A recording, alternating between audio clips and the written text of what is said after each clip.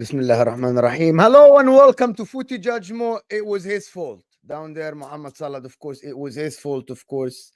It's nobody else's fault. But also, yeah, I just don't want to say who else was very, very late. Dan was late.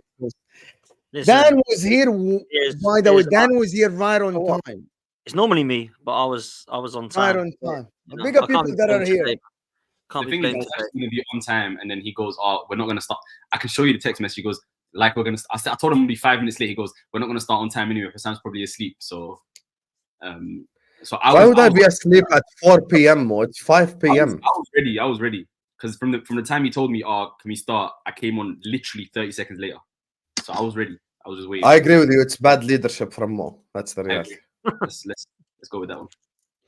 Big up everybody that is here. I actually haven't, believe it or Did you not, make that intro video, Mo? No, I didn't. Dio did. Dio made it for you? Dio made it for me. Dio, can you put a Gerrard goal in there, please? We need an edit.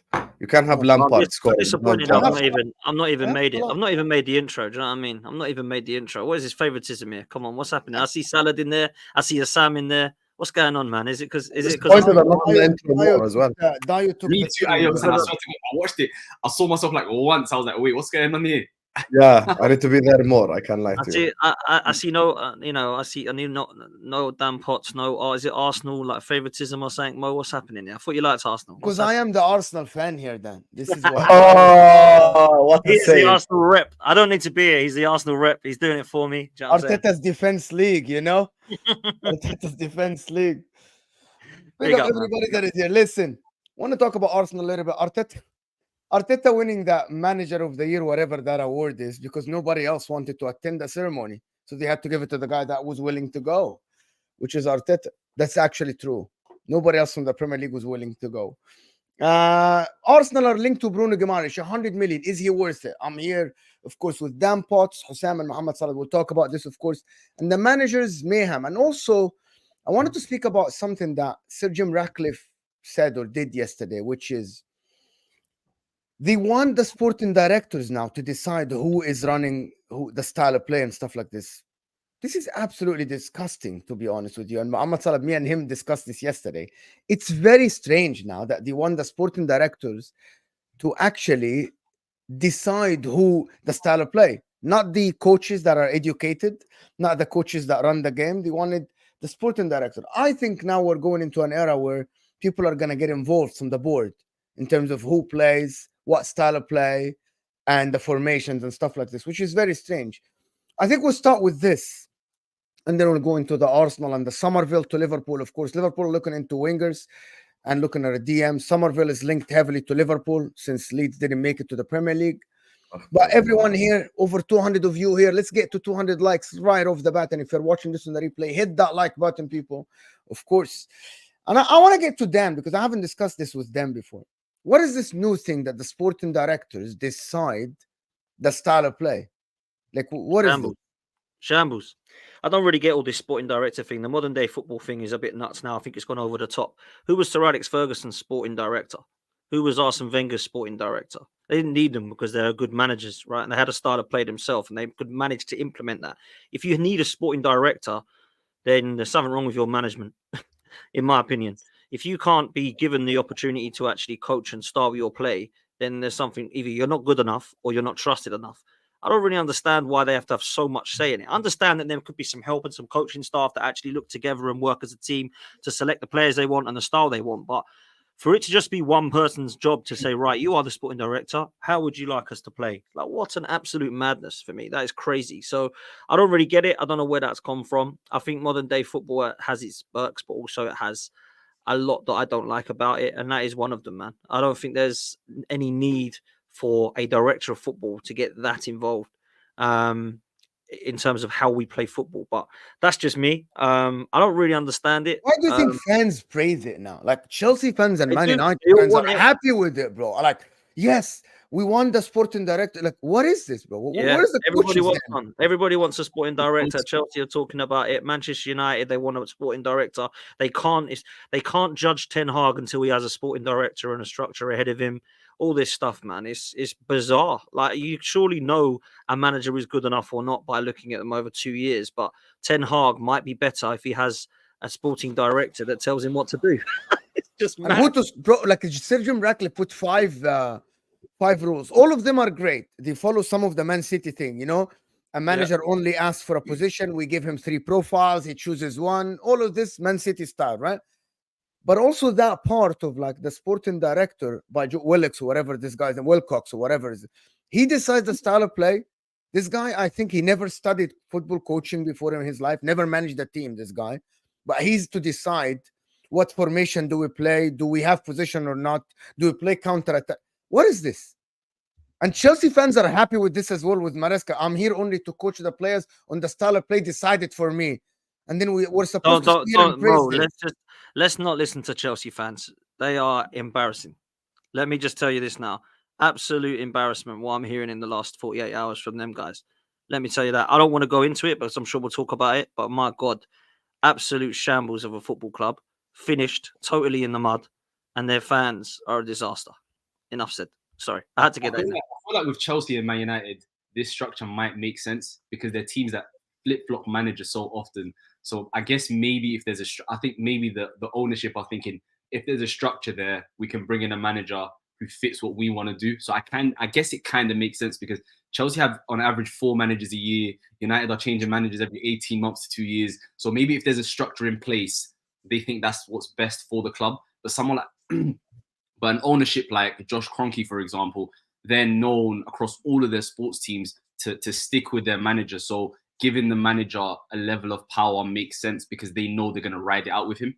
So, so I guess there's pros and cons to the sporting director thing because Jurgen Klopp, for example, is well documented that he wanted Julian Brandt, for example, but Sadio Mane came in. I mean, Husam, you can correct me if I'm wrong, but like sometimes managers want a specific type of player, but then a better player is so sporting. There's pros and cons to it.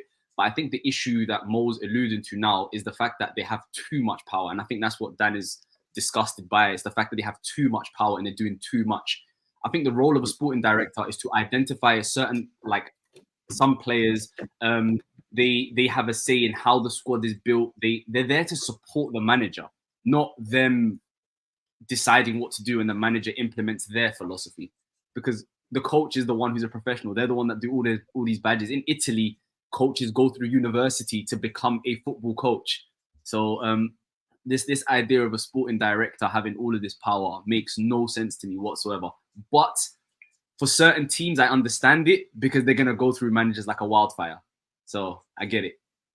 No, I think a sporting director is not a bad thing at all. I actually disagree with you guys. I think it's a good idea because the amount of information that scouts have on players, the amount of information that the people that work for the club have on players. I saw one of the Excel sheets. I always mention this. You know how many passes they pass to the left, how many passes to the right, how many passes backwards, exactly how they tackle, like the amount of information that the scouts get and the amount of information that these people know on players is very important. I think sporting directors is the way to go forward because modern football has just adapted now. Like modern football now, it's like it's fine. It's a good thing if they're on the same page. But if there's some manager that's joined who wants a style of play, the sporting director doesn't, you've got issues then. Okay, well, let me tell you, Potts. Jurgen Klopp, 8-year period. First 4 years, Edwards was heavily involved in decision-making in the transfers. We were making correct transfers. We were signing the likes of Mo, Mane, Fabinho, etc. That was more analytics-based signings. We ended up winning the league, winning the Champions League, dominating world football. The 4 years after that, Jurgen Klopp started making transfer decisions alongside Pep Linders. We ended with 2 Carabao Cups and an FA Cup in a 4-year period. That's the difference between when you go by the numbers, you go by the details, by the information, versus when you don't. I think we're all in agreement that a sporting director shouldn't tell a manager how to manage, how to coach, that's not point. how to that 100%. But when it comes to transfers, let's look at Man United as a prime example.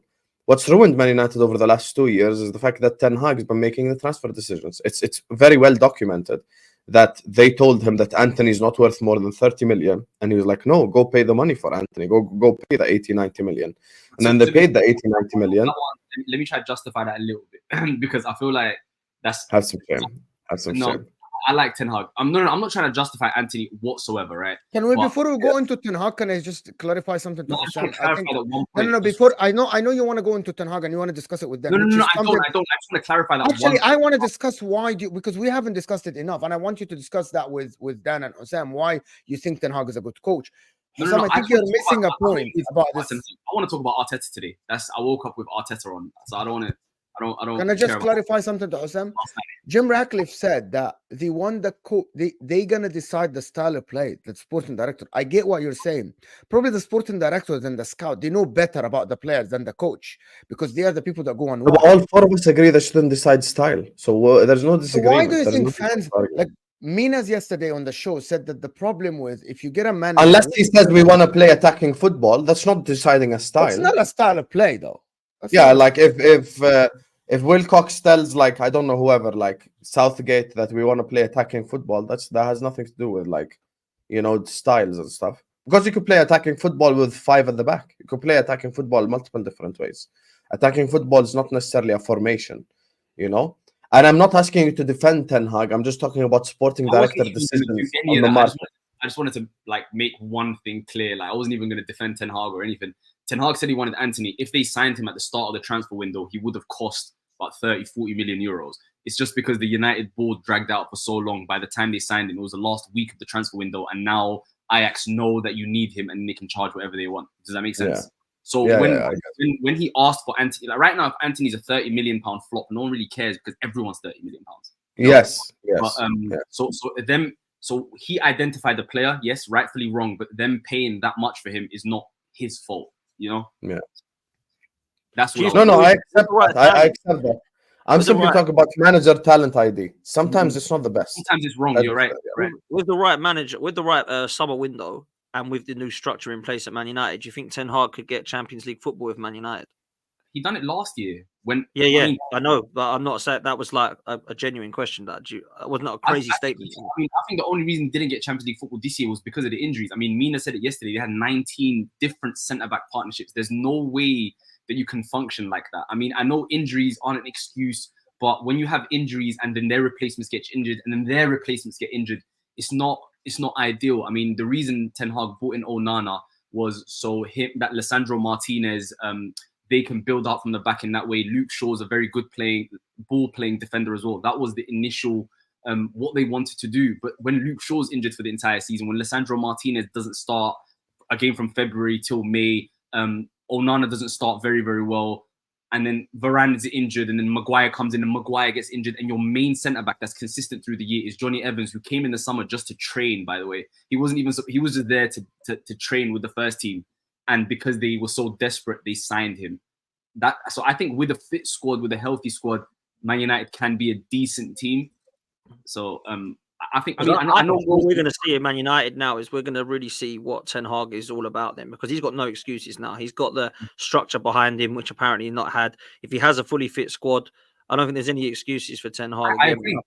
And that's all I've asked. As a Ten Hag defender, that's all I've asked of Mo.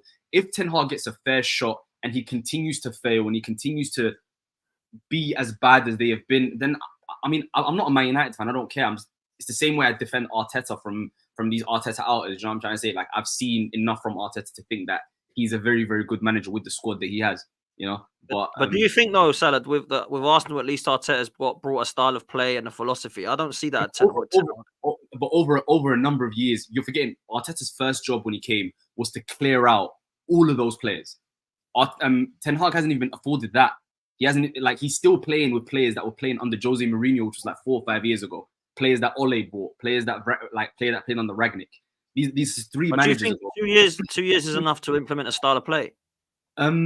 It should be, but at the same time, when you have with 5 of his players that he's been able to buy, how many of those 5 have even played? How many? Like, the one thing I've criticized Ten Hag for is his over reliance on Lisandro Martinez to play how he wants to play. Because Man United with Lisandro and Man United without Lisandro are 2 completely different teams, and that's my biggest criticism of him. So that's where I stand on him.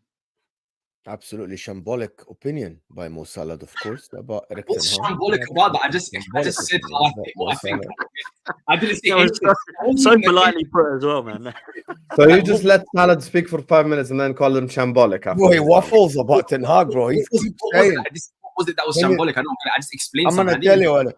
All your excuses for Ten Hag is that he had injuries. At one game, guys, he had everyone available but Alessandro Martinez, including Kobe Meno. Do you know what happened? They got dominated position-wise, and they conceded 18 shots. I think it was Luton game or something like this. I can't remember exactly, but I checked it yesterday. I went back and checked. This injury excuse for Ten Hag is just an excuse. The main injuries that he had this season are Luke Shaw and Alessandro Martinez. Two players do not justify you abandoning completely the way you play. When you're, I am sorry. I know what you're saying about changing. This is where you're wrong, because when your philosophy and your style of play depends on playing out of the back, and your two best defenders playing out of the back aren't healthy. I mean, how do you think Klopp would have worked with if Trent and Van Dijk are both out for the They majority? won of the season? games. They won games. They were out.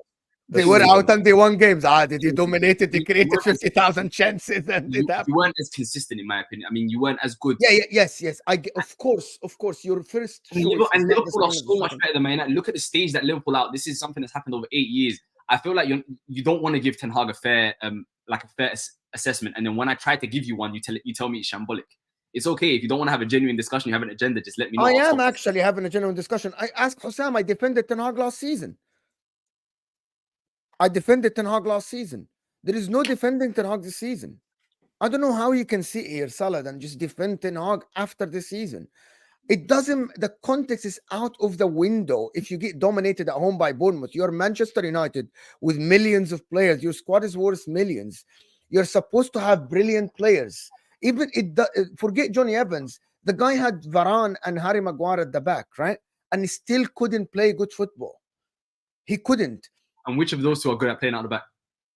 But that's not the point. That's not the point. Forget playing out of the back. You didn't have any. So you're saying that. Can I give you something?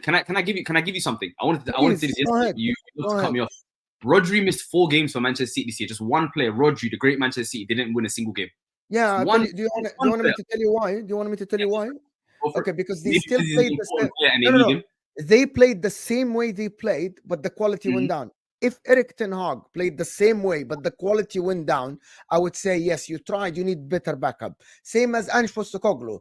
Him playing the same way, maybe you can call that stupid, right? But for me, as of now, if you ask any Man United fan, what is Man United this season, they won't be able to answer you. How did they play? What was the main objective in every game? Nobody would be able to tell you. I feel like the point.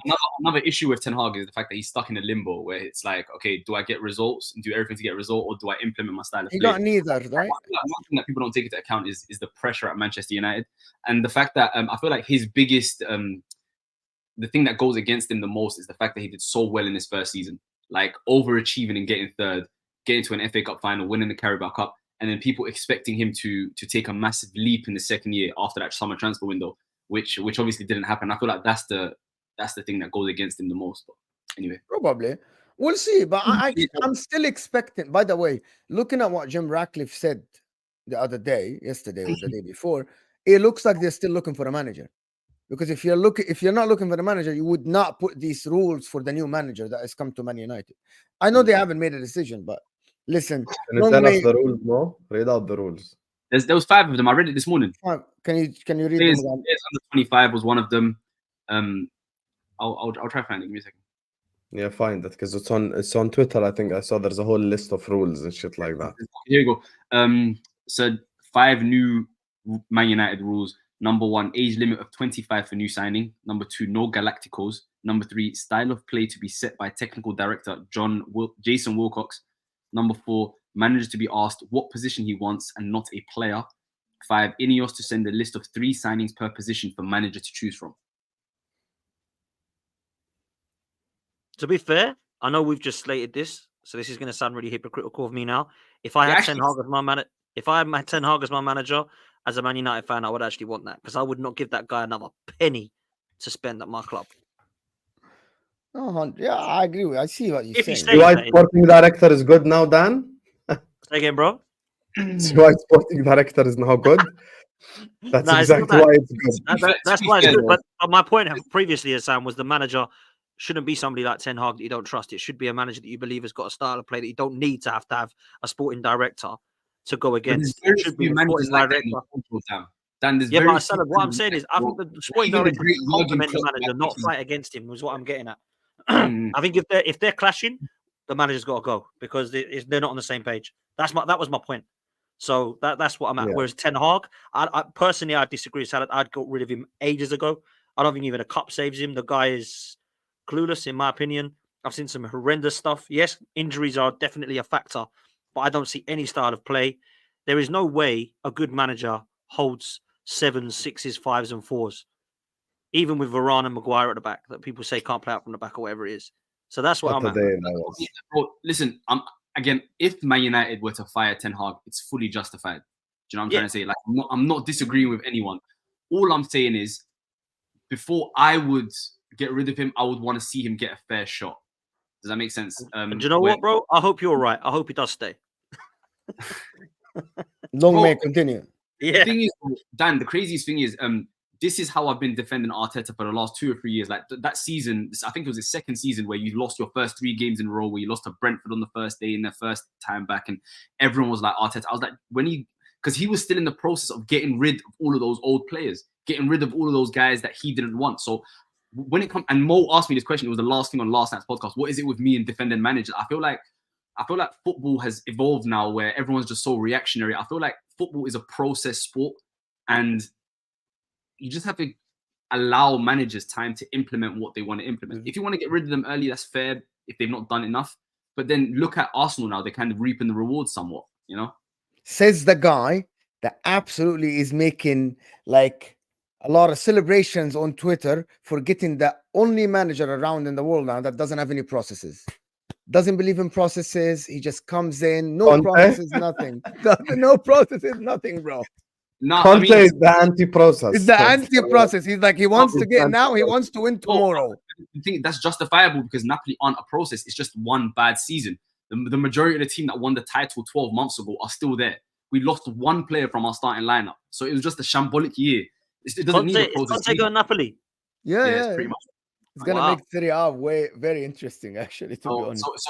So it makes sense. I mean, I wouldn't take, like, Napoli, for example. Right now, Juve is a process. You wouldn't go to Juve or Milan. They're a process. We won the league 12 months ago, and 10 of the 11 starters were still there last year or this year. It was just a thing where things went just downhill. It was a hangover, so it's not a process. You bring in a couple of centre-backs, a striker to replace Osimhen, and all of a sudden, you're firing again. That's why you bring in Conte. Remember when you mocked Liverpool for the hangover? Now you're in 10th place, subhanallah. See how times change? Bro. Can you imagine this? Crazy. 10th place, bro. Crazy. Wallahi, at least we finished 3rd that year. It's crazy. God. The thing is, the reason I'm mocking how are you go? This is the worst title defenders ever in the history of Serie A. Yeah, it's true, 100%. Actually, second worst. Do you know who the worst was? Who? Chelsea, the year Conte took over, because Chelsea won the title and finished 10th. Right. With less points, and then Conte took over and they won the title the next year. I'm cool with this worst title, bro. I'm good. 12 months ago, I'm still champion. You feel me? I'm all right. Yeah. Let's, guys, go over 600 people here. Let's get to 300 likes, people. Hit that like button underneath your live chat. It looks like this, guys. I want to go to Chelsea a little bit before we go on to Liverpool, and then we finish on Arsenal. There you are. This Maresca guy. I've seen a tweet yesterday from a big Twitter account of Leicester City completely ripping into this guy about his management in the big games. He's bottled some games. He bottled like 11 points lead, almost lost the league to Ipswich. And then all the Chelsea fans are just doing the copium thing. Me and HUSAM spoke about it yesterday. What do you guys think about this Chelsea process thing? They won 5 years. They won Arteta, where everybody's mocking Arteta, but they won Arteta. I don't know how we feel about that, to be honest. Brilliant, mate. It's brilliant. I love it. I love long may it continue. Do you think it can be another Arteta project? Or they won't be patient? No, I don't. Because the owners are a joke.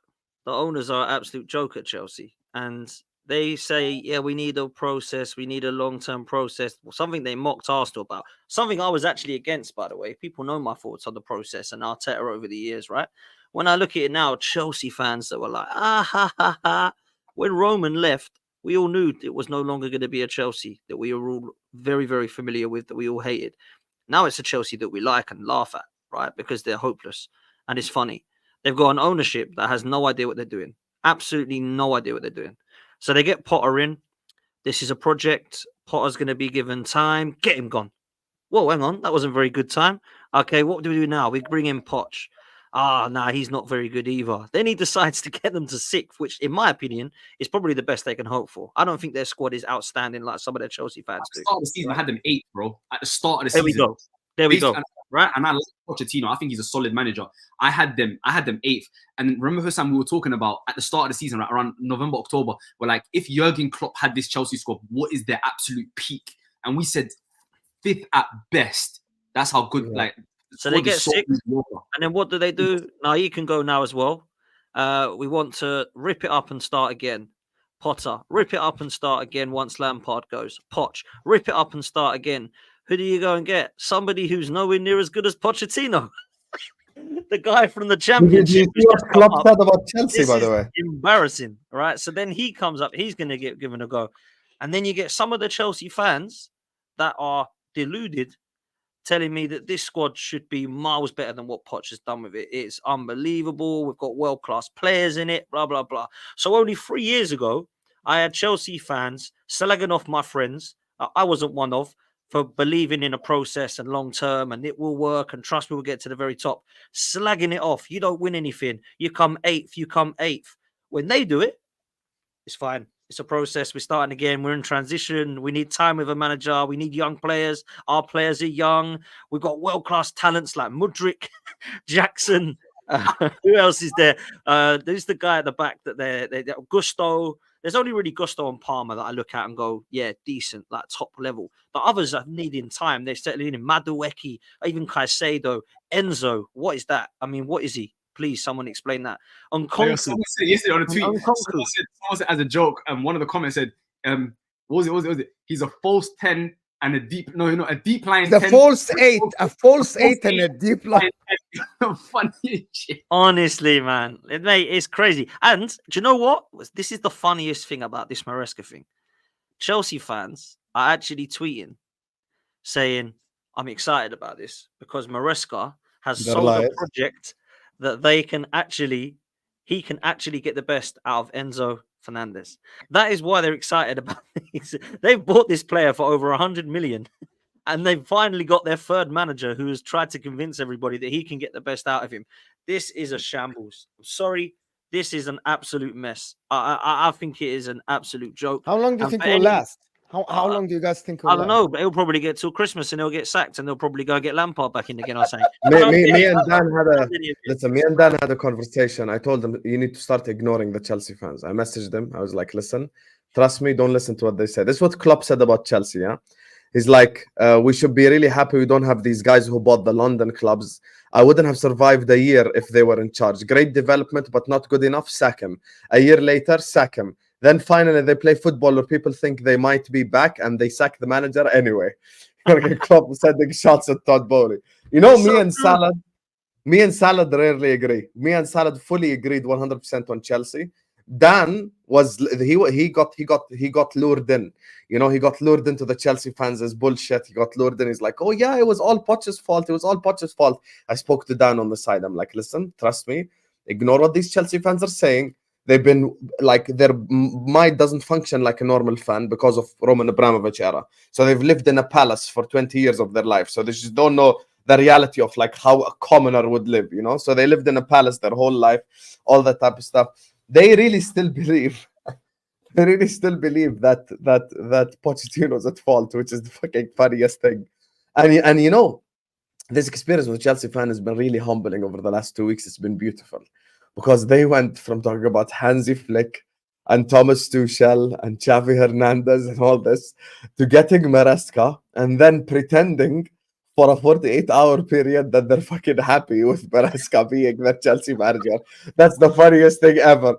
Listen, regardless of your opinion of Poch, let me just say this, regardless of your opinion of Poch, no one can make an objective claim that Maresca is better than Pochettino. It just doesn't exist. I saw a tweet. It doesn't exist.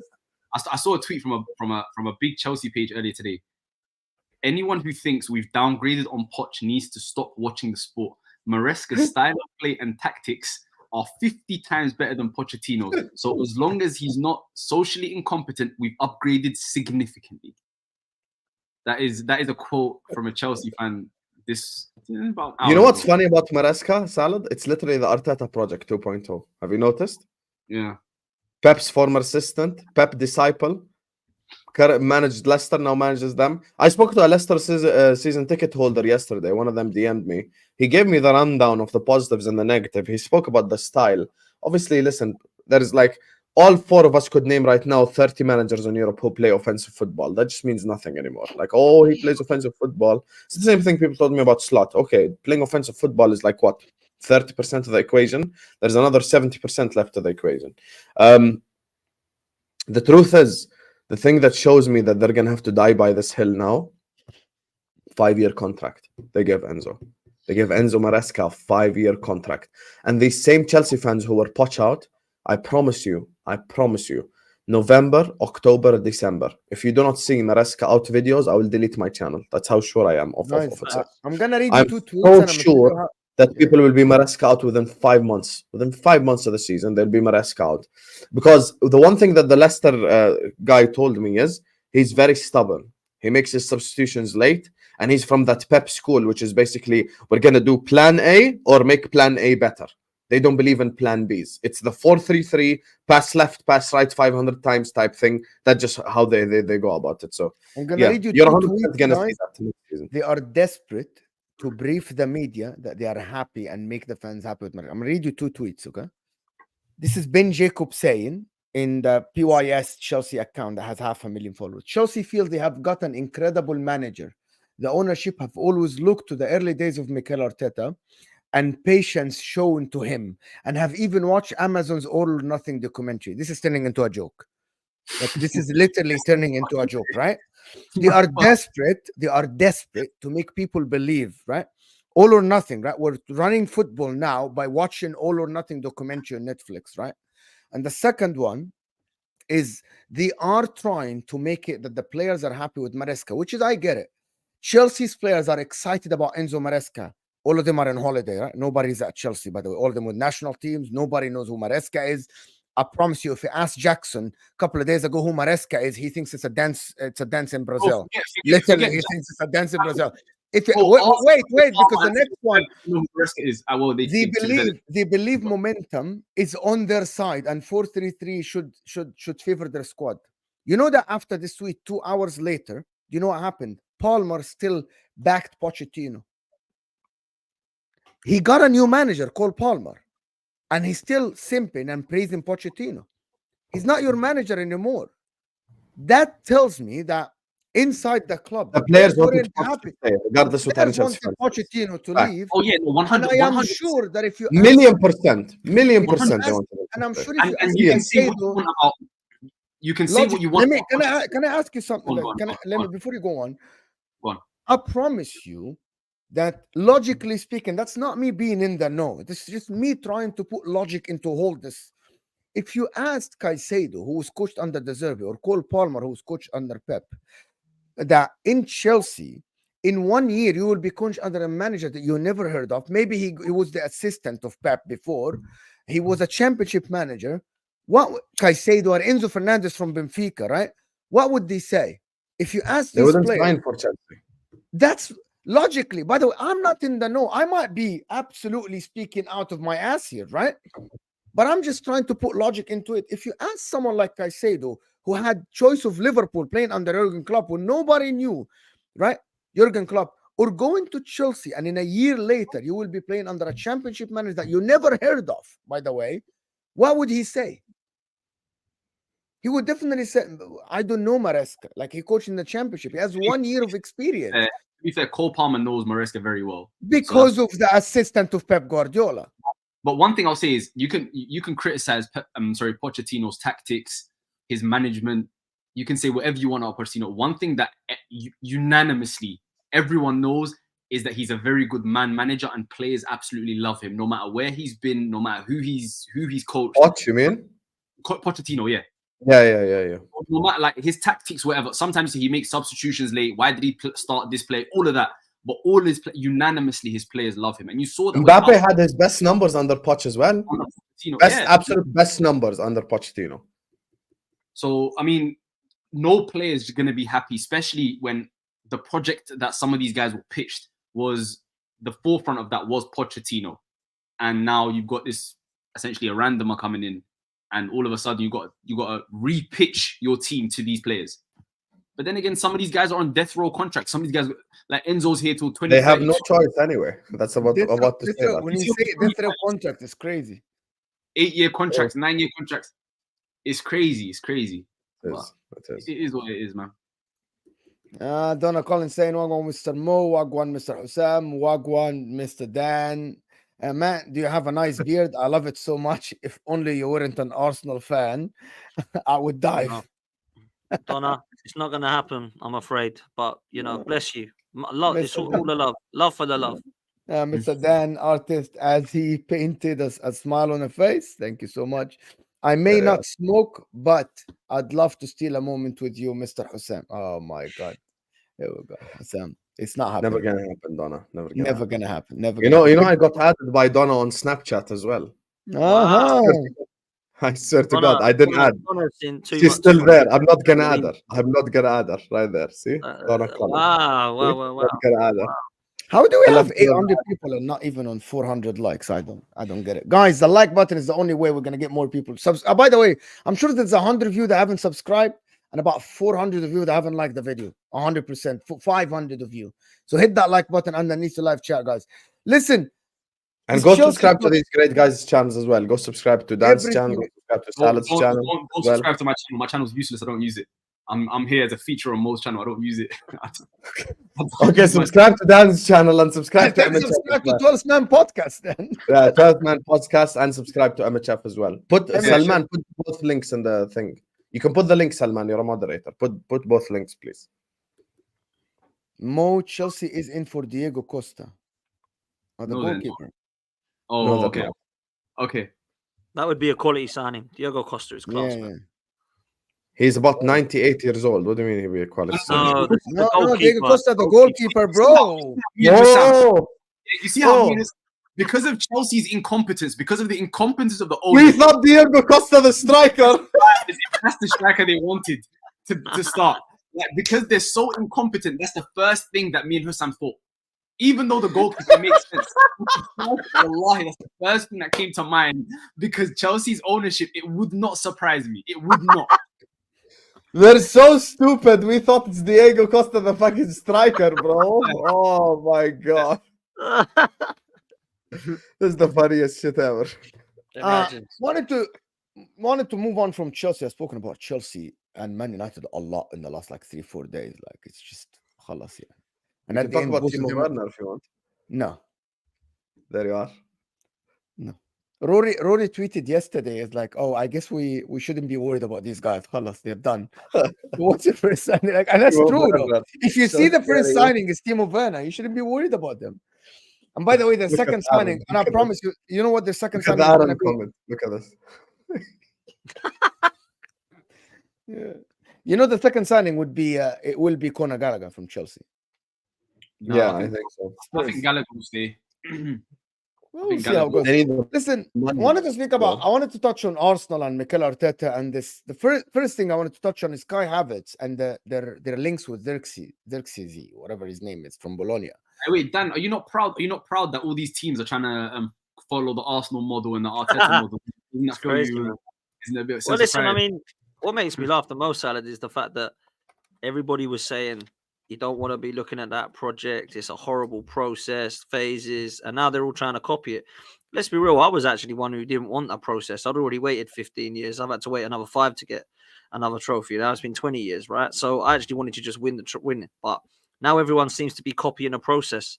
Everybody wants a journey now or a once upon a time story. Nobody wants to just go and win a trophy. It's like, let's give it 5 years to have a process and see how it goes. That doesn't work, though. I mean, bro, There's a reason you haven't won a It trophy. was originally the Klopp process, not the Arteta process, but Klopp was successful from the beginning. That's You know that meme. You know that meme where That is Liverpool the fans make it about yourself. No one cares about Liverpool, bro. We're not talking about Liverpool. It's not making it about myself. It's true. Make It's it true. about The process thing. about you. The process thing came from the Klopp thing. Like Klopp You know, had a process. Do you actually, Fourth so based place. on that, do you see Liverpool competing Salad at all with Arne Slot?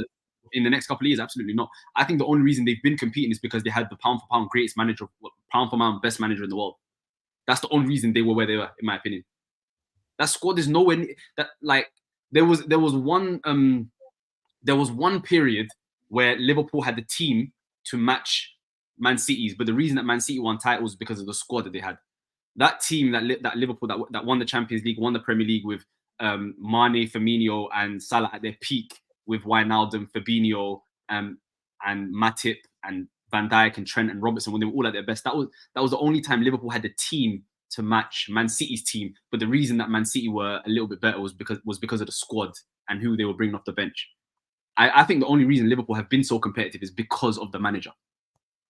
And it's the same thing I feel about Arsenal and Arteta, and I've said the same thing plenty of times. I think the only reason that this Arsenal team are even in the conversation with Manchester City is because of Arteta. These players have no business competing with Man City. No way. I think Liverpool and Arsenal is comparing the Liverpool and Arsenal process thing. I think Klopp is levels above Arteta, like levels. Obviously, because Arteta's just started, right? So I think that's why it's hard to compare. I think you can compare it in terms of we're trying to do what Liverpool have done, but we failed to do what Liverpool have done because Klopp has basically won everything in football in the time that Arteta has. We agree that Klopp's the best manager of all time, you idiot. We've had No. Hear what Dan says. We're trying to do what Klopp. the heck are you talking about? Best manager of all time? No. Get Best out of manager. here, bro. Relax.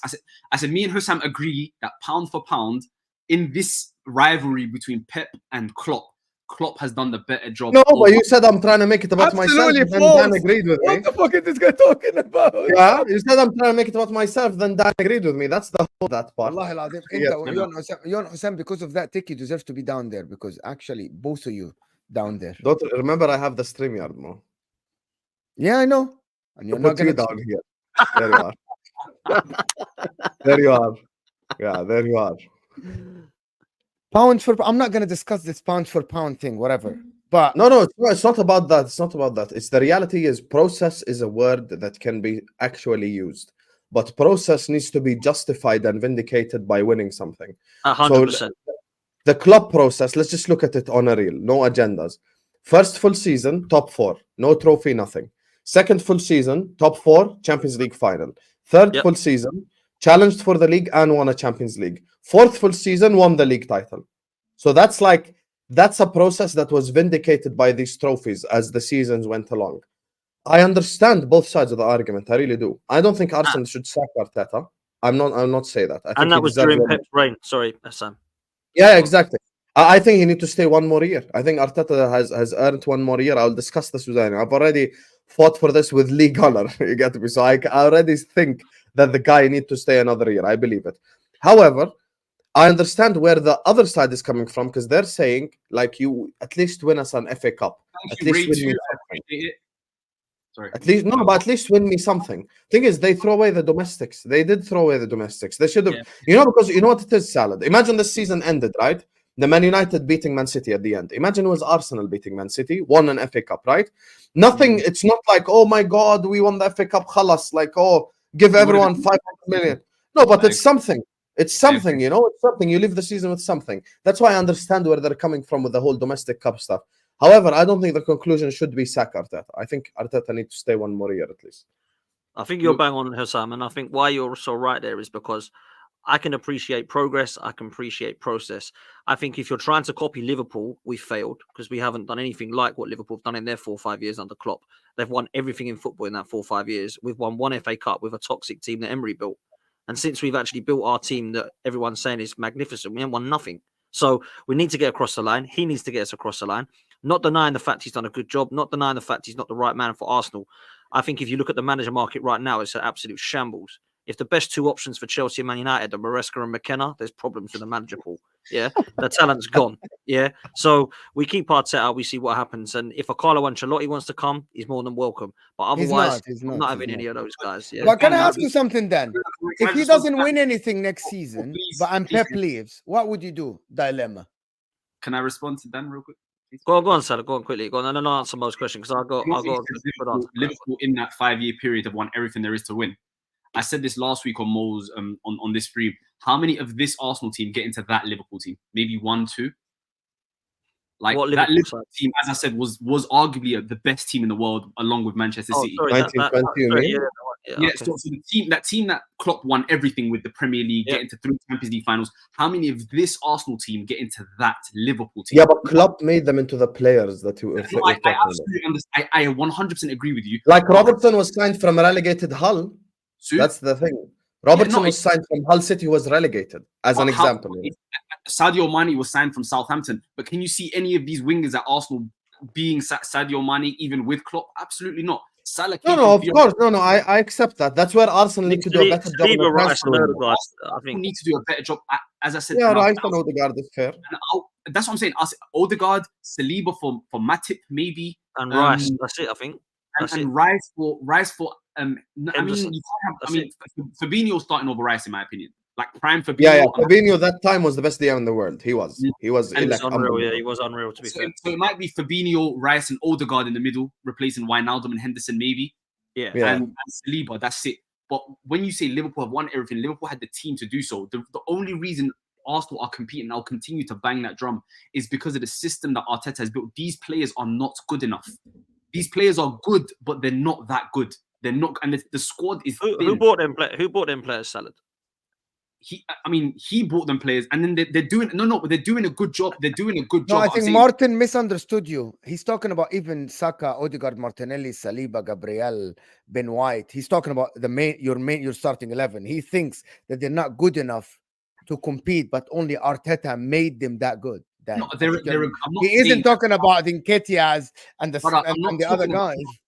No, please, I'm not talking about them being bad players. I'm saying in the yeah, I know, but you don't think they are the level of Man City. Exactly. I'm saying in the context of competing with Manchester City, these players aren't a team that is 2 points worse off than Man City. Like they shouldn't be competing with Man City. See that, Dan?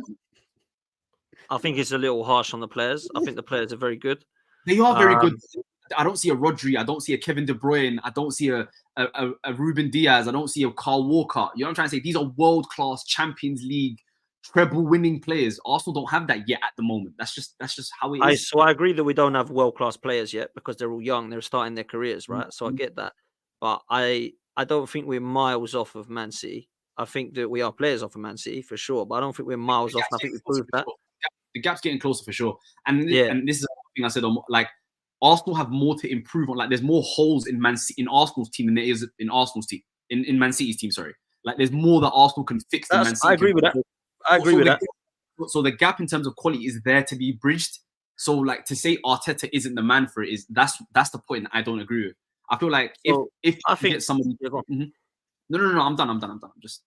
No, and I think you're right. And I think you're about to say this. If we go into that summer window and we go, right, puzzle completed, I don't think there's any real more excuses. If you finish the league season trophyless again, I don't really know when we're going to win anything then. Like, are we going to need another transfer window? This is the question I ask. I mean, where do you, like, the manager, as you said, the manager market is so barren. You get rid of Arteta, because I guarantee you, if Arteta's available right now, him and Xabi Alonso are available for every single job. Every single club will go for these two guys, right? Who do you go from there? Like, I think right now, sacking a manager is the dumbest thing you can do.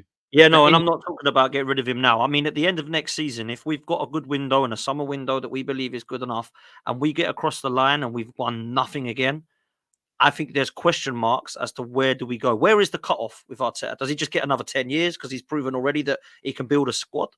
Like, when is the cutoff for you, like Salah? That's what I'm saying. Like, does he get another 5 years for you because he's proven that he can come second?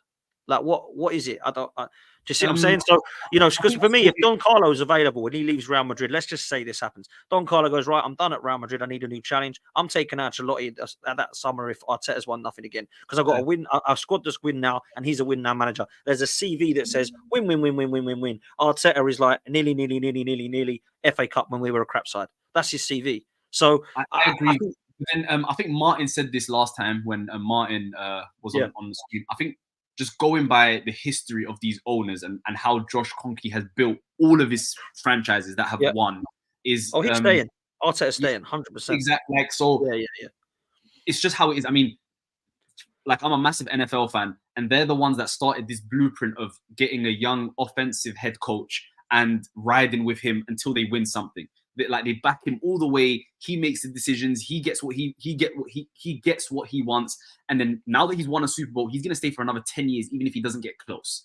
And it's the same. McVay at the Rams. Yeah. I think when you look at it's the same with the Denver Nuggets head coach. Now that they've won one, they're gonna keep, like, they're not in the business of replacing coaches. They put their trust in someone. They identify the coach that they want, and usually they get it right, and they've won a championship in every single sport in the last 5 years. I mean, it's a very competent ownership, and it would be silly, right? Especially when there's no one available. Especially if there's no one available. If Ancelotti's available, the temptations, I see it. You know what I'm trying to say? And that's my point, Salad. If there's somebody available that we think is better, cool. If we are going to sack Arteta and get De Zerbi, no thank you.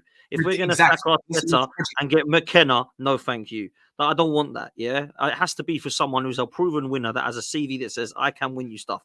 Whether it's Zidane, whether it's Ancelotti, whether it's Simone Inzaghi, somebody like that who says, I can get this team across the line.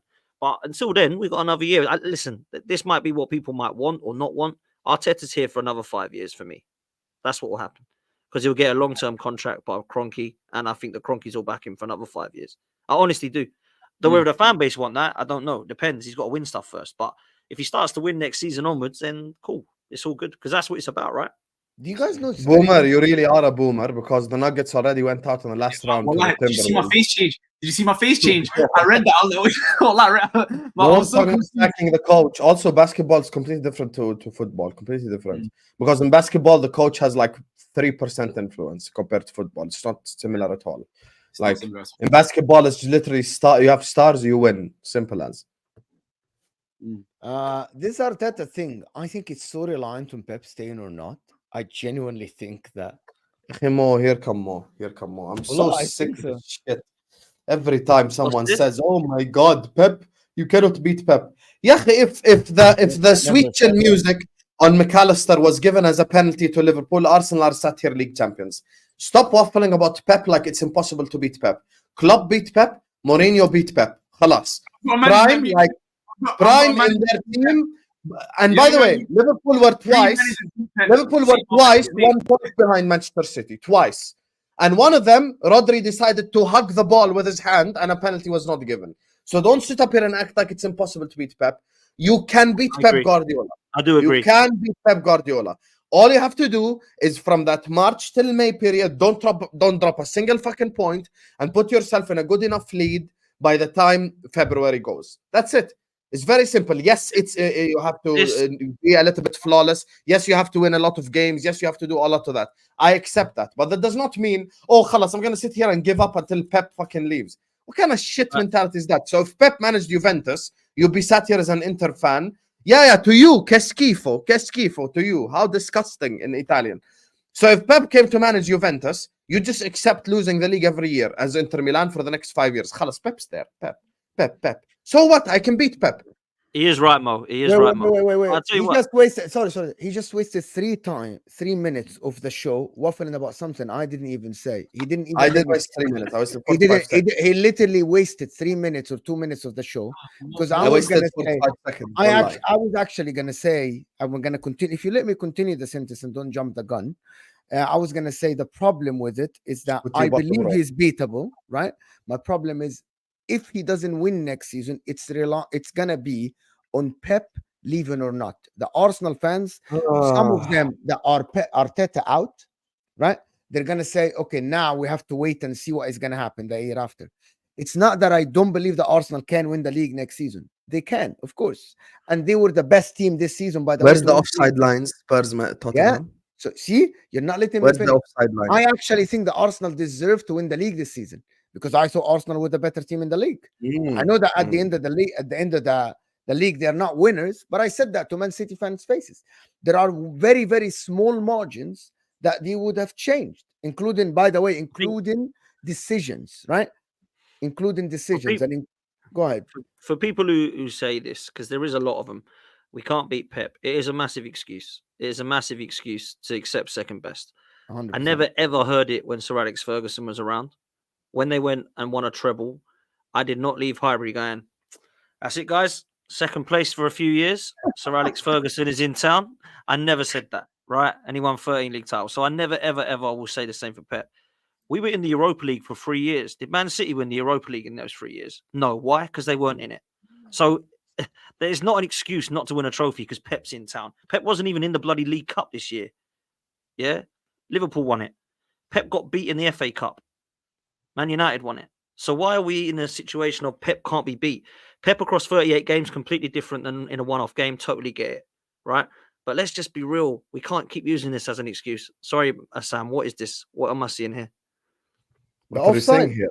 Oh, the Don't offside. recognize this? Oh, I wonder why the PGMOL didn't say anything. Just saying. Well, there we go. Arteta factually could have beaten Pep this year and last year. Fuck all these excuses. Yeah, I Fuck agree. all this. Oh my God, there's Pep Guardiola. Let's all fucking cry. Fuck all this. We could have We're beaten them. 8 points clear of Pep, mate. Yeah, exactly. So, and By the way, Arsenal, even if you were slapped by City last year, you dropped points to Bournemouth, West Ham, and Southampton, right? Those were 3 teams you dropped points to in the run-in. Liverpool, West Ham, and Southampton. Yeah. Okay, forget Anfield. Let's assume Anfield even happened because it's 2-2. It's not the end of the world. Okay, well, we can talk about Brighton and Nottingham Forest then. Exactly. Same thing this year. Bro, Aston Villa at home. Yeah, This is West the thing. Ham at home. West Ham at home. Yeah, Arsenal could have been league champions. This is the reality, bro. Salad's on mute. You're on mute, bro. It's like Arsenal's attack against West Ham. See? Sorry. So I don't That's think why Arsenal, they lost the league, not Pep. I don't think Arsenal lost the title against Aston Villa at home. I think Arsenal lost the title in December because Arsenal had a near flawless second half of the season. They dropped 4 points in. I mean, it's unheard of to have a second half of the season that good.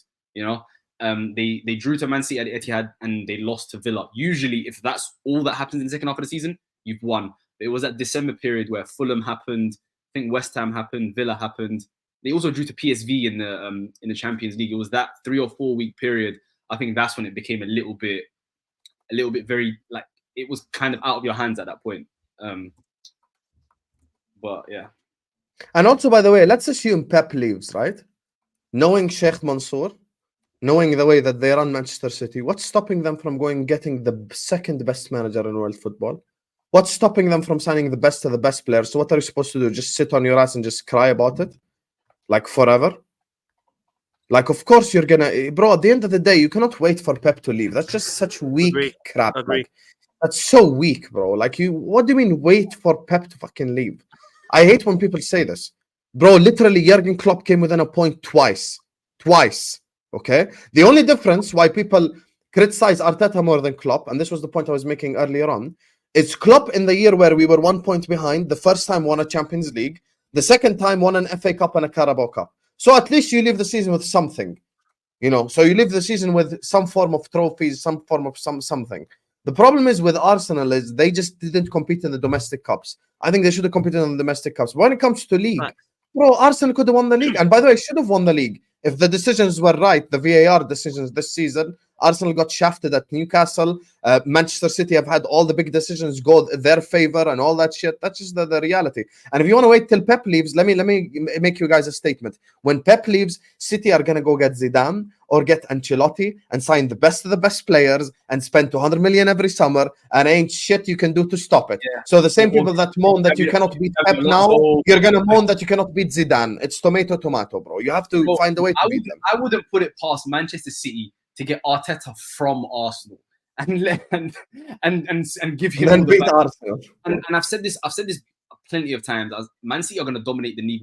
Like Man City are not going to fall off. They're the best run side in the world. Like they're a factory of producing talent. They always seem to identify the best players every single summer. They're going to be good for a very, very long time, regardless. With Pep, without Pep, maybe they're not. They signed Julian Alvarez from River Plate. We all could have signed him on this panel. Napoli could have signed him, Liverpool could have signed him, Arsenal could have signed him, Inter could have signed him. Like, if you called the River Plate in August, like when the transfer window first started and went like, here's 30 million for Alvarez, they would have said no. They would have said yes, and Alvarez would have moved to your club. So like they just make smart transfer decisions. We have to start doing that. And this is what I hope my club does at least this summer. That's why I don't think it's as bad as what people make out for Liverpool's future because of Edwards. Literally, that's it. There's no other logic other than Edwards. It's because you have to make smart transfer decisions. But your logic cannot be just wait till Pep leaves. You have to beat Pep. That's the reality. 70% I don't of think Man Arteta will City's go. success is down to Pep Guardiola. I don't think Arteta would go to Man City unless Arsenal sacked him. I don't think he'd choose Man City over Arsenal. I agree. I'm just saying. I'm not saying he won't manage him in the future. I'm not saying that, but it would just be so poetic for him to just go back to Man City and then win it straight away after building this project of Arsenal. It would just be funny. I think if he wins it with Man City, he wouldn't be able to walk the streets of London without 15 bodyguards. This is ridiculous. They signed the guy until 2029 with an option for a year extension. As Oh, you read. was it? It's with all his staff, bro. Maresca at Chelsea. oh, What there is you are. this? There you are. Bro, what is this, bro? Why Dan, you see why you shouldn't trust the Chelsea fans? December. Dan, hello everyone and welcome to the Football 12 Man podcast. Make sure you guys are liking, make sure you guys are subscribing. Don, you're in 12th place. Tell me what we should do. Maresca out! Get Maresca out, my club. He's playing Chilwell left wing. Maresca out! Maresca out! We're Chelsea Football Club. We have standards. That's what's going to happen. Clip that up and send it to me, Hassan. Roman of Rome, standards and that success and the football club that we all know just died and just left with. Bro, I promise you, I sat with them here. Shez, Lewis, Ziad, Anguni, all of them said, we definitely, this is all bullshit. We're secretly linked to Amorim and De Zerbi. What are you guys waffling about? And I told them, we're not seeing it. They're like, no. We're definitely linked with De Zerbi. De Zerbi is our... They said, if we get De Zerbi, we'll be okay. And I'm like... And then now they all... They need to realize that this is not the team that they grew up watching. Most of these guys are like, 20, 21, 22, which means they were in school when Chelsea were competing for Champions League. They weren't even around when Roman Abramovich first came. They probably don't know who Jimmy Floyd Hasselbank is. They weren't there when Sean Wright Phillips got signed. Do you know what I'm trying to say? Like these things, like their first probably iteration of Chelsea was 2008, 2009 with Nicholas Anelka and Flora Maluda. Do you know what I'm trying to say? I don't know about Damien Duff. Facts. Bro, let's not get into Chelsea talk fast. I can go on for days. But they weren't outside. You feel me? And they just need to realize that this success wasn't Chelsea being a massive club. It was because the owner just happened to be the best owner in the sport, who actually cared about the club, who invested money in the club. And he, like, for the good of Chelsea, he sold it for a cheap. He could have shafted Chelsea if he wanted to. He could have said, you lot are seizing my assets. I'm not going to sell Chelsea. He could have left them high and dry if he really, really wanted to. But it's someone who gave his own money to Chelsea. You feel me? And that's just not the case anymore. And they're pissed. What they've got now is a case study of how not to run a football club. That's what they've got. No, they've got Americans. That's what they've got. They're trying to run it like... Johnny Minerals was right, guys. It's time for Bowley to get out of the club. That's the reality. Johnny Minerals. Let's have it right. He landed the minerals and you guys didn't want to listen. He's the only one to be fair that actually gets it. The others are all like... And Anguni, to be fair. The manager's at fault, wallahi. Honestly, he still thinks actually he's an upgrade. Don actually messaged me saying he thinks Nkunku is world class, and I had to comment him and say, "What do you mean by this?" I meant his finishing is world class. Like this guy's hardly kicked a ball for Chelsea, and we're calling him world class. Like honestly, man, I love Don. The reason why we have so many injuries is Pochettino. He made them run on the treadmill. Right, yeah. Yo, wallahi, that's exactly what I said yesterday. You know, I was like, God forbid, professional athletes are told to run extra miles. God forbid they're made to run and do athletic things. They are professional athletes who have been running since the age of fucking 6 years old. God forbid a manager comes in and tells them to run a little bit faster and run on the treadmill. That's why we have so they can press in game. That's it, literally. That's literally it. God forbid professional athletes are told to press. God forbid. Do you know what the problem is? It's this comment. People really think that we're actually hate Chelsea. We don't. Like when HUSAM sat defending Poch all season, for example. Like, if he hits Chelsea... People By the way, I would have taken Pochettino at my club. I would have taken him over Slot. Happily. Pochettino's a great manager, bro. Mm. It's I know, Poch crazy. is a solid coach, man. Like Poch, Yeah, he's solid. Offensive football, 4-2-3-1, possession, Palmer best stats, creating a shitload of chances. He made bums like Jackson actually look like a decent football player. I'm not gonna lie, Jackson is a terrible finisher. I actually see there's something there, bro. Like I I noticed this got during that. slaughtered Mo when I said he's better than No. Darwin Okay, the Núñez. thing is, at the start of the season, I was like, Why what's got guy? slaughtered for that? He's better than Nunez. That's not a bad opinion. Yeah, no, bro. I see. I agree. For Senegal, who was coming off the bench. You know what I'm trying to say? Hamid Diallo was starting. He was coming off the bench, and I'm seeing like decent touches. Senegalese people don't like him. You know this. Don't even try. No, I know this. I know. No, 100%. But I'm saying. You know they call him Gambian. Don't even try. You know they don't like him. You know they don't like Nicholas Jackson. You know this. He played a total from the first game up until they got knocked out. He played a total of about 60 minutes. He came off the bench every game. He didn't start a single game. But I'm saying that's when I saw he's actually got a decent level of technique. Like he's a decent football player. He's not. And then the second half of the season, he showed that at Chelsea. He's not bad. He's got a decent touch. His link up play is good. He's got a pass. He's definitely got better because I was slating him. I was like, what is this? What is this? I'm used to like Drogba's and Costas up top. What is this? What is this guy? And he's better, man. I kind of have to admit he got a bit better, but he cannot finish. He cannot finish. Last question. Before I do the super chats and we get out of here. Last question. Should Kai Havertz be the starting striker for Arsenal next season? I don't think he should, but I think he will be. I don't think so. I think he will be. Because I think Arsenal are one good striker away that fits away from winning the Premier League. I hope so. I think the difference between Arsenal being a formidable, ridiculously good team is Alexander Isak. If they can get him, and specifically him, I'll say specifically him, because he can do what you got Jesus in for. That link up play, coming in deep, that good touch and control, the final pass, bringing other people in. But he's a bagsman as well. Like there's very few strikers that have that mix. Lautaro Martinez is another one that have that mix of great football and that can finish and score 20, 25 goals a season. Isak is the difference, in my opinion. If you can manage to somehow get him, throw all your money at him, that's the next step. He's gonna cost a lot of money. They want to sell Bruno Guimaraes to Arsenal. They don't want to sell Havertz. They want to sell Bruno Guimaraes to Arsenal or Man City for £100 million. They don't want to sell Isak.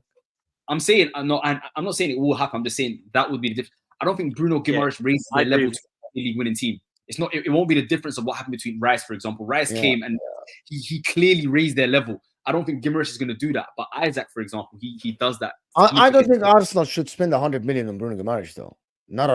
Oh my God, not.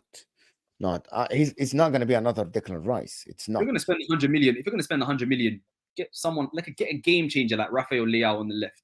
Get someone who can get a goal out of nothing when you're struggling to score against Aston Villa at home and it's 0-0 in 75th minute. Someone who can make something out of nothing. Get a game changer. If you're going to spend 100 million. We need a number 9 and a left 8 midfielder. That's what we need. So Bruno and Isak, would love it, but Newcastle ain't selling both of them to us. No chance. No, they're gonna sell one. They might have to sell one. Bruno would be a great signing. I disagree that it would be a poor signing. I think he's a quality player. I think his stats. I didn't think it was a poor signing. No way. No, but 100 million. I think 100 million is too much. No. Okay. I think 100 million is too much. Okay, you think it'd be a good signing, but a lot of money. Okay, he's gonna add to you, but you don't have. You're missing one midfielder. We all know that. Yeah. You're missing a midfielder. I think we're more likely to get a Gyökeres or a Sesko or a Xerxes up top than Isak. Unfortunately, Xerxes would be another one. Xerxes another one. What's he like? I don't know anything about him. Is he good? I think the reason he's a very specific player as well, where it needs to be a team where he can get a lot of touches on the ball. Like he drops into midfield, he can score a lot of goals also. So it's that type of profile that works best for Arsenal, because you know how Arsenal play very, very well with Jesus, but then Jesus is very, very wasteful. But then Havertz does a bit of both, and he's also wasteful. I don't know. I think you guys need to upgrade in that position personally. We'll see how it goes. Let me do the super chat so we can get out of here. Donna Collin again saying, Mr. Husam, add me, please. Nope. Okay. That's your answer. ZDT says, Donna out here trying to end marriages for real. No, these guys are not married. Liverpool season, thank you for the donation. I appreciate the empty super chat. Thank you so much. Bermuda Gunner is saying, Klopp didn't come into a toxic environment. You people are shameless. Yeah, this is the worst super chat of all time. Because the Jurgen Klopp rebuild was more difficult than any rebuild in Premier League history. Can you keep it on the screen because I'm responding to her, please? Don't worry about it. You directly just unstarted it. Khalas, just move on. So can I speak? Answer. You can speak on it. Yeah, this is the worst super chat of all time because Jurgen Klopp's rebuild is the most difficult rebuild in Premier League history. This is something that no one here can sit up here and deny. Go look at Klopp's first XI. Go look at the team that he inherited. We had the likes of Sacco. We had the likes of Lovren, Mignolet, Klein, Alberto Moreno. Like, we didn't have any good player whatsoever. Christian Benteke. We could go on and on and on with the crap players that we had. So, yeah, this is just to act like Arteta had a tougher job is insane. Liverpool had, by the way, Liverpool before Klopp walked in, 0 league titles in the Prem, no trophy for like an 8-year period. Like, it was just really bad. 4 years and counting, nothing, 0 fucking trophies. It's always next year. Yeah, always. It's next year FC. Next year FC. It's kind of strange. Someone just sent me this on Snapchat. Someone shout out. Thank you so much. Big up, big up. Thank you so much. I hope it's not Donna Cullen. No, that's not. It's not. I hope it's not. 4 years. Listen, 4 years and counting and no trophies. Yeah, I can't argue with that logic though. If unstart more, remove it from the screen so you can. It was an FA Cup. Can you let me run my show? Otherwise, Al Ahwa tonight will be crazy, right? Go ahead. I can absolutely make it chaos from minute 1. I have no problem with a chaotic Ahwa. That's good. Waiting for Pep to go is weak. AF loser mentality. 100%, Craig. That's 100% true. Waiting for him to go is a loser's mentality. 100%. Facado Gonzalez has been scouted by Liverpool in the past. Left-footed center back, another player to watch in the summer. LFC, Ben Jacobs, another player, another left-footed center back. I think Liverpool would need someone like that. We need a left-footed center back. I think that is something that they need to do. I'm waiting for Liverpool to sign a DM, a winger. Ederson from Atalanta, I think. Yes, this Ederson. Guy. And I think you're going to sign Summerville, left winger, to replace Diaz. Summerville is not bad. He's a good player. Diaz 2.0. I've had enough of these fucking dribblers. Bro, he had like 20 goals, bro. Yeah. In the championship. Bro, did you know who also had 20 goals in the championship? Adel Tarabt. Will Arsenal have a burnout season like Liverpool after chasing City for 2 years? Arsenal fans think pushing City is easy and non-exhausting as it will last forever. Do you think it's going to be a burnout season? No, I think we could learn a lot from Liverpool, though, and what Liverpool didn't do correctly, in my opinion, and that was use the same 13 players for like 4 years and burn out. I think we need a squad of 20 like Man City have got. I actually agree with Salah in terms of like the first team. Like, we haven't got an Alisson, we haven't got a Trent, we haven't got a Robertson at that level. We don't have a kind of Salah and Mane type figures, but we could have, and we just have to learn from what they didn't do right. And I think 4 or 5 new faces need to come in at Arsenal still. I really do. I think we've got a 14-man squad. I think we need 18, 19 players. So that's what we've got to go do in the summer, man. Rodrigo to Arsenal, if that happens, though. And as Mbappe is going to Real Madrid. Rodrigo actually denied all of this, Terence Daniels. He actually denied that he's leaving Real Madrid. He said, I'm not leaving, I'm staying. I don't think he'll go. So he denied. I don't. But if Arsenal can get him, it will be very exciting. Rodrigo, man. Yeah. But listen, people, I want to just shout out Dan Potts' channel in the description, 12th Man Podcast in the description. This is football. Tonight, Al Ahwa is going to be lit with Ziad and Ahmed, with Ten Hag and all the stuff. Of course, both channels are in the description. Just one click away from your subscription. It's very simple. It is easy.